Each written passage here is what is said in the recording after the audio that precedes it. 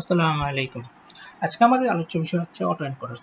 Auto এনকোডার্স machine learning এর unsupervised অ্যালগরিদমের মধ্যে অন্যতম একটি ইম্পর্টেন্ট অ্যালগরিদম।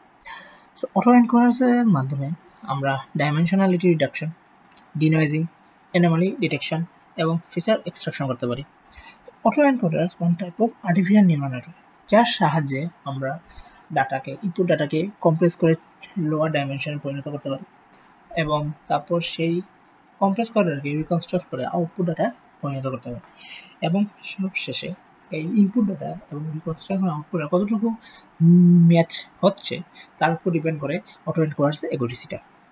তো আমরা অটো এনকোডার্সের পার্ট যদি দেখতে চাই সেটা দুই পারে ভাগ করা হয়েছে। একটা হচ্ছে এনকোডার, এটা ডিকোডার। এনকোডার হচ্ছে ইনপুট ডাটাকে কম্প্রেস করে লোয়ার ডাইমেনশনাল রিপ্রেজেন্টেশন এবং ডিকোডার হচ্ছে সেই লোয়ার ডাইমেনশনাল রিপ্রেজেন্ট করে ডাটাকে রিকনস্ট্রাক্ট করে অরিজিনাল ডাটাতে পরিণত করা এবং এই রিকনস্ট্রাক্ট করার ডাটা কতটুকু অরিজিনাল ডাটার সাথে ম্যাচ হয় তার উপর অ্যাকচুয়ালি হচ্ছে আমাদের অটো এনকোডার্সের অ্যাকুরেসিটা ডিপেন্ড করে থাকে। সো আমরা ম্যাথমেটিক্যাল রিপ্রেজেন্ট করতে চাই, এটা হচ্ছে যদি ইনপুট ডাটা এক্স হয়ে থাকে তাহলে তার ইনকোডার ফাংশনটা হবে F x equals to Z, আবার ডিকোডার ফাংশনটা জি Z equals to x prime হলে এক্স কতটুকু ম্যাচ হচ্ছে এক্স প্রাইম সেটার উপরে অ্যাকচুয়ালি আমাদের অবজেক্টিভটা ডিপেন্ড করতেছে। সো অটো এনকোডার্সে লস ক্যালকুলেশন করা হয় মিন স্কোয়ার এররের মাধ্যমে। মিন স্কোয়ার এরর যত কম হবে অটো এনকোডার তত বেশি কার্যকর হিসেবে গণ্য করা হবে। সো অটো এনকোডার্সের অ্যাপ্লিকেশন যদি আমরা দেখি, অটো এনকোডার্সের মাধ্যমে আমরা ডাইমেনশনালিটি রিডাকশন করতে পারি। এটা অ্যাকচুয়ালি ওয়ার্ক করে সেম এজ প্রিন্সিপাল কম্পোনেন্ট অ্যানালাইসিসের মতো, বাট প্রিন্সিপাল কম্পোনেন্ট অ্যানালাইসিসে লিনিয়ারলি কাজ করে থাকে আর অটো এনকোডার নন লিনিয়ার ডাটার উপরে কাজ করে থাকে। ডিনয়েজিং অর্থ হচ্ছে removing noise from images or signals. Anomaly detection, আমরা ফ্রড ডিটেক্ট করতে পারি, কোনো ব্যাংকে ফ্রড হচ্ছে কিনা সেটা ডিটেক্ট করা যায় এনকোডার্সের মাধ্যমে, অটো এনকোডার্সের মাধ্যমে।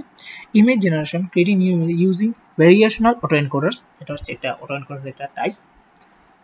এরপর যদি আমরা তার লিমিটেশন দেখতে চাই, সেটা হচ্ছে অনেক সময় পারফেক্টলি রিকনস্ট্রাক্ট দ্য ইনপুট আমরা পাই না, সেটা হচ্ছে অন্যতম একটি গুরুত্বপূর্ণ লিমিটেশন অটো এনকোডার্সের।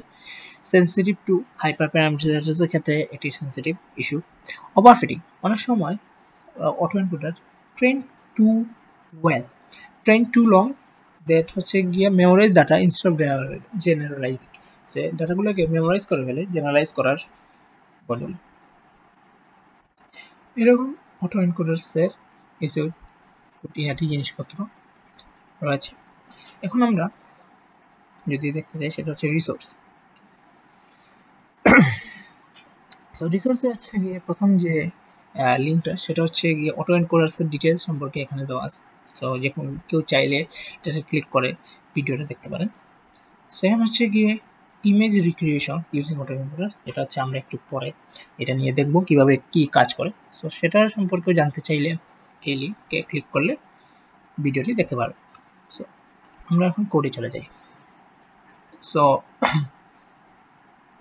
রিক্রিয়েটিং ইমেজ ইউজিং অটো, কোনো একটা পিকচার বা ইমেজকে আমরা রিকনস্ট্রাক্ট করবো। ফার্স্টে হচ্ছে গিয়ে থেকে এই পিকচারটাকে কম্প্রেস করবো, দেন হচ্ছে রিকনস্ট্রাক্ট করে আমরা দেখবো যে কতটুকু অ্যাকচুয়ালি ইনপুটের সাথে আউটপুটের ম্যাচ হয়। সো আমাদের যে ইনপুট যে ইমেজটা সেটা অ্যাকচুয়ালি হচ্ছে এটা। সো ইনপুট ইমেজটা হচ্ছে বেসিক্যালি এটা। সো এটা হচ্ছে আমার আউটপুটে কীভাবে কতটুকু মিল করে শো করতে হবে সেটা হচ্ছে এই কোডে আমরা দেখব। সো ফার্স্টে আমরা দেখি কী কী টেকনোলজি ইউজ হয়েছে, পাইথন, কেরাস, ওপেনসিভি, নামপাই এবং ম্যাটপ্লটলিব। দেন আমরা দেখতে পাচ্ছি যে কেরাসের অনেক কিছু এখানে ইম্পোর্ট করা হয়েছে। ইমেজ টু অ্যারে অ্যাকচুয়ালি হচ্ছে গিয়ে ইমেজটাকে অ্যারে যে কনভার্ট করার জন্য এই ইমেজ টু অ্যারেটা ইউজ করা। Sampling has dance, convert 2D এবং ম্যাক্সিমাম 2D অ্যাকচুয়ালি ইউজ করা হয় হচ্ছে নিউরাল নেটওয়ার্ক লেয়ার্সের, আর আপ স্যাম্পলিংটা হচ্ছে ডিকোডিং লেয়ার হিসেবে ইউজ করা হয় থাকে। তারপরে হচ্ছে আমরা ইমেজের সাইজ, এটা র্যান্ডম সাইজ 256 ধরে নিয়েছি, এটা যে কোনো মানুষ যে কোনো জিনিস ধরে নিয়ে কাজ করতে পারে, এটা নিয়ে কোনো সমস্যা। তারপর হচ্ছে ফার্স্টে আমরা লোড করলাম, দেন হচ্ছে গিয়ে এটাতে ইমেজ টু অ্যারে কনভার্সন হচ্ছে এই কোডগুলোর মাধ্যমে। সব বিজিআর থেকে আমরা 8GB-তে কনভার্ট করলাম। দেন আমরা মডেল ক্রিয়েট করবো, সেটা দুই পার্টে ভাগ করা হয়। একটা হচ্ছে গিয়ে ANN অর্থাৎ আর্টিফিশিয়াল নিউরাল নেটওয়ার্ক পার্ট, আর একটা হচ্ছে decoding part. Artificial neural network part actually হচ্ছে গিয়ে কম্প্রেস করা, যে ডাটাটা কম্প্রেস করার পার্টটা হচ্ছে এটা। সো আমরা যদি দেখি সেটা হচ্ছে ফার্স্টে হলো গিয়ে 64, সো কনভার্টিতে হচ্ছে 64 এবং হচ্ছে অ্যাক্টিভেশন, আর এলো অ্যাক্টিভেশন ইউজ করা হয়েছে। দেন ইন ম্যাক্স ভলিউম 2D, এরকম করে আমরা 16 পর্যন্ত, 64 থেকে 16 পর্যন্ত কাজ করি। দেন হচ্ছে গিয়ে আবার ডিকোডিং পারে 16 থেকে শুরু করে, কনভার্টিং 16 থেকে আপ স্যাম্পলিং ইউজ করবো, দেন শুরু করে আবার 64 পর্যন্ত যাব। দেন হচ্ছে গিয়ে আমরা কম্পাইলের ক্ষেত্রে অপটিমাইজার এরাম, লস হচ্ছে মিন স্কোয়ার এরর এবং ম্যাট্রিক্স অ্যাকুরেসি ইউজ করবো।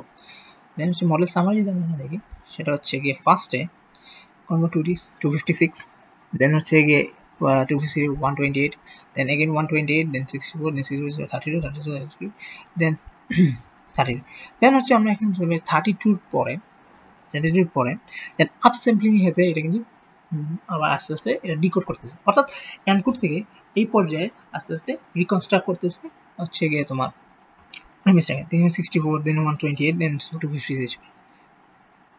ওকে, দেন মডেল ফিডিং। মডেল ফিডিং এর ইম্পর্টেন্ট যেটা এপক্স অ্যাকচুয়ালি ইউজ করা হয় ইমেজ ক্লিননেসের জন্য। ইমেজ ক্লিননেস বলতে অ্যাকচুয়ালি ইমেজ আমরা ইপক্সের মান বাড়িয়ে আমরা ইমেজটাকে ক্লিয়ার হিসেবে দেখতে পাই। যেমন হচ্ছে আমরা ফার্স্টে এখানে ইপক্স 10 ধরছি, 10 ধরে যখন আমরা দেখতে ইপক্সটা আমাদের ইমেজটা মোটেও ক্লিয়ার আসতেছে না। সো আমরা এটাকে বাড়িয়ে 100, দেন 100 আমরা দেখতে পাইতেছি যে মোটামুটি, তাও ফুল এখন ক্লিয়ার না। দেন আমরা দেখলাম 1000, তাও আমরা মোটামুটি বেশ ক্লিয়ার। দেন আমরা যখন 2000-এর অনেকটা ক্লিয়ার। এরকম ইপক্স ইউজ করে আমরা ইমেজটাকে ক্লিয়ার করার ক্ষেত্রে ইপক্স আমরা ইউজ করতে পারি।